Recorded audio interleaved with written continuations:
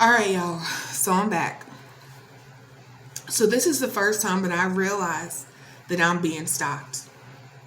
So I'm peeking out the window every, a little bit, whatever, as I'm doing what I need to do in preparation to take the car back. And the car, I could hear the music, bumping. I could still hear the woman laughing. I saw that the woman was light skinned and she had, what do you guys call it, a bust down? I've never worn weave in my life, y'all. I'm ignorant to that. But she was wearing she had like a long, I could tell it was long black weave, okay? Light skinned woman, like yellow, high yellow. And she was in the passenger seat. So as I'm looking through the blinds, I'm noticing that they're still there. They're still bumping the music. I'm like, okay, they're not patronizing any type of business. So that's not why they're there. They're not there to meet with anybody else. They're legit just sitting right in front of the apartment building. And I knew that they were new to the community because I knew that everybody in the community has a respect type of thing. No one parks in front of the parking spot unless they're visiting somebody in the building, unless they live in the building, or unless it's during daylight hours, okay? Everybody has like a respect thing. So I knew that they were new to the neighborhood because they didn't understand or weren't aware of, I guess, the politics of it all. So eventually they leave. I finished what I needed to finish. I go downstairs and I hop up in the car so that I can return the car rental. And then I go to drop the stuff off the car rental.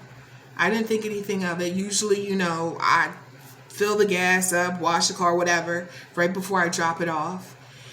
And as I'm dropping it off, one of the workers at the car rental place asks me to come by and have us check the car together. At this point, I noticed under the lights, the car itself was keyed the fuck up. Everywhere, keyed the fuck up. Was it keyed prior to my trip? No. Was it keyed during my trip? No. Okay. It wasn't keyed even when I parked when I parked and I ran up to my apartment to handle what I needed to handle. I probably was in my apartment for like maybe 2 hours handling stuff. And I also didn't notice it when I came downstairs because one, when I came home, it was still light. Okay. So I would have noticed the car being scratched up. It wasn't until I returned the car and I see that it's been scratched the fuck up, keyed up. Okay. So then a good thing I had insurance. So I had to do a filing report. I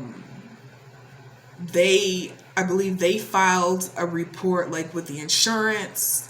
I believe there was like a police report that they did on my behalf. Definitely an insurance report. They went ahead and gave me copies. And we were on our way. So my insurance went ahead and took care of it, okay? So that's what happened. There was an incident after that, like these incidents started happening back to back, okay? So we had the Family Dollar Family Dollar incident. We had the incident where they keyed up the fuck out that car. We have the incident where the woman was knocking on the door all crazy. We have the incident where there were flies all over my apartment. I'm not going to go into that for time. I'm not going to go into that story again because I went into detail. If you guys want to know what I'm referring to, check out the video where I speak on the graveyard spells and the death spells, okay? In fact, I'll link it to this video so it's easy access. But I went through that. So at this time, I'm like, oh, I definitely know something's going on. This dude ain't telling me shit behind the scenes. That's when I started to call a fucking psychic.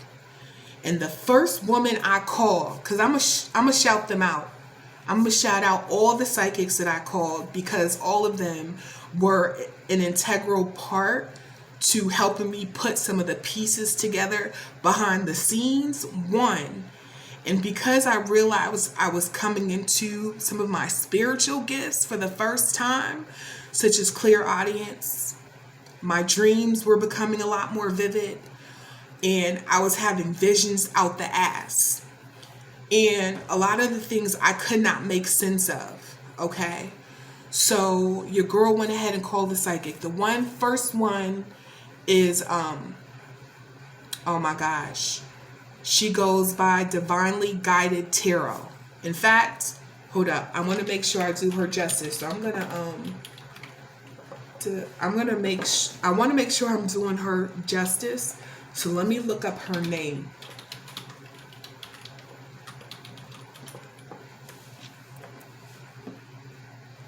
What's it? Okay. She goes by Queen of Wands, Divinely Guided Tarot. I hit her up. We had a tarot reading. It was about an hour.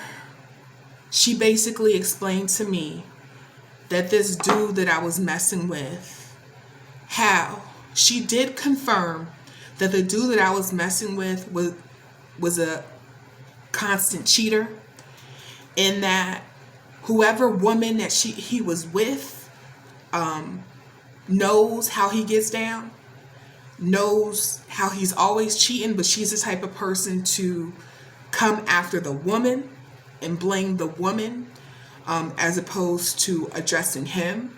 She also did that confirm that this woman be on her cheating shit too, and they just be both cheating the fuck out of each other, okay? And they know how each other get down. But she said, the woman, she basically told me like this.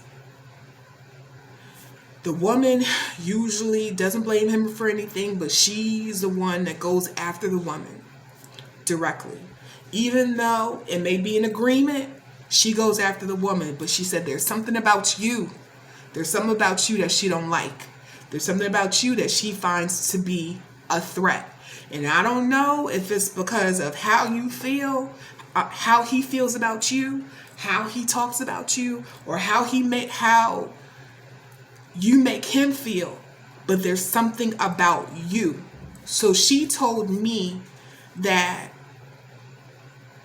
she said it's a contract between them. She said that contract could be marriage. She said could be marriage.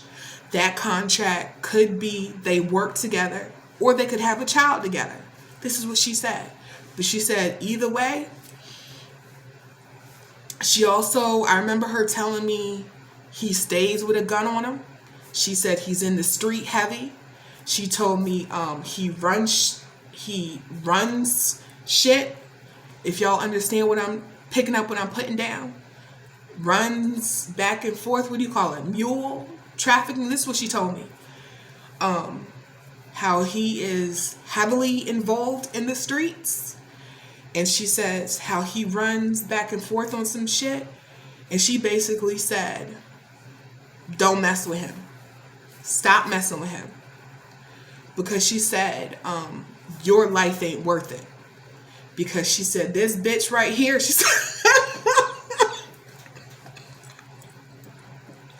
she said she crazy. She said she crazy. She said leave him alone. Other things happened in that conversation. But I'm only picking out the most important parts of what was said, okay? If you guys see me looking up, that's because I'm also keeping track of the time. So those are the main parts, Going back to what she said he runs the streets heavy. She said he's a habitual cheater. She cheating on him. He cheating on her. They both cheating the fuck on each other. They both got their things on the side, but they come back to each other all the time. She said there's a contract between them, but she couldn't differentiate and said it could be a child, it could be business that they do, it could be that they live together in a house, or she said it could be that they're married because that's what the contract could represent. She didn't know, but she said it's one of them. And her last statement was, girl, leave him alone. He ain't worth the trouble. Ain't no amount of dick in this world is worth the trouble. Okay? So, I'm going to leave that here, and I'm going to go to the next one. See you on the other side.